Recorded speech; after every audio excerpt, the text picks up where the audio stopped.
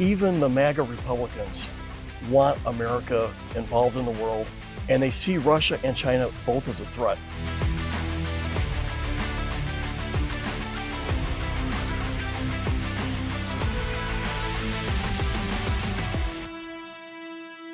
We are here with Congressman Don Bacon at Reagan National Defense Forum. Congressman, thank you so much for being with us.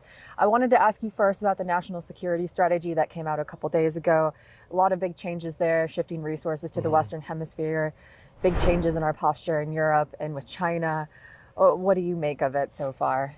I think big picture, I think it's a bad strategy. First of all, they spend a lot more time criticizing Europe than they do Russia. One line. That's it, one line for Russia, that they want strategic predictability or something along those lines. But multiple pages criticizing Europe. It just doesn't make sense. You could tell that they're communicating they want to push back NATO, do less with NATO. I think that's not what the American people voted for, nor want. And we saw the polling numbers today. Even the MAGA Republicans want America involved in the world, and they see Russia and China both as a threat. And this is MAGA Republicans, but Republicans and Democrats, by the way. And so I think this administration is out of step with the average voter and with their own base when it comes to pulling back from NATO, not sticking up for Ukraine. The numbers were overwhelming on Ukraine today to support Ukraine. And so I found that this was like a 1930s foreign policy that we were reading. I wanted to pivot just a little bit. I know you just came from hearing Russ Vought talk about shipbuilding, about the defense industrial base, and about the budget. One thing that he said that he wanted to hammer home was the idea that there will be resources made available for Trump defense priorities. Do you believe him? Well, we just plussed up the budget this year, $150 billion. So the answer would be yes. Now, what I'm concerned about, and I was talking to his deputy yesterday, Vought's deputy, I said, you got to do this next year too. You can't just do $150 billion for 1 year and then come back down. You accomplish a little bit, but you got to be able to sustain spending, and we need to be at about 4% GDP spending.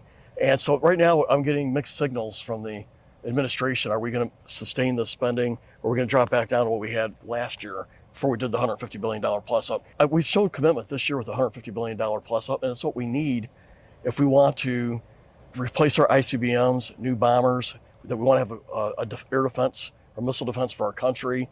We've got to take care of our troops. 3% GDP spending does not get you that. That's why I got to be a 4. So how do you think we get there? Should it be another reconciliation bill? That's something that Vought said could be on the table, but there hasn't been the decisions made yet. Or should this go through the normal I think we should be budgeting at the 4% level. Now, his concern is many of the Democrats say, well, if you add spending over here, you got to add spending on non-defense, which is, to me, is a very illogical way to do it. But this is the way we've been doing it in D.C. for a long time. That's why we have a budget deficit. We should be spending what we need on our defense, and we should be spending what we need on education, what we need for agriculture. But this mindset, $1 over here means $1 more over here, it's not right. But that's what he's worried about. I wanted to ask about Secretary Hegseth. You've been critical of him since the Signalgate report came out. I think you told C-SPAN that you've seen enough. Are you calling for his resignation? I don't think he's the right person for the job. And I don't like saying that. I'm a commander 5 times. Nobody likes firing, though he seems to. He's fired a lot of generals for no reason and won't even give a reason. When a guy makes a mistake, and he made a mistake in Signalgate, you should own up to it. Say, I made a mistake, I learned my lesson. That's what leaders do. Instead, he initially blamed the journalists. Now they're coming back saying that he was totally exonerated, which is a bunch of baloney. And I use that word politely on camera. There's better words to describe what he's saying. But then it's not just that. This is just the tip of the iceberg. His policy on media, I think, is amateur hour. His policy, how to coordinate work with Congress.